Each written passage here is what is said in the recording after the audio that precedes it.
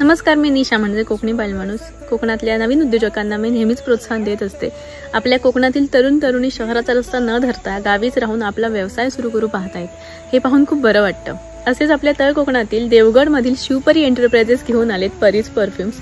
यामध्ये एमडॅव आणि Tom Ford सारख्या 18 ते 20,000 पर्यंत विकले जाणाऱ्या परफ्यूम्सचे इन्स्पायर्ड व्हर्जन तुम्हाला यांनी फक्त 699 मध्ये उपलब्ध करून दिलेत.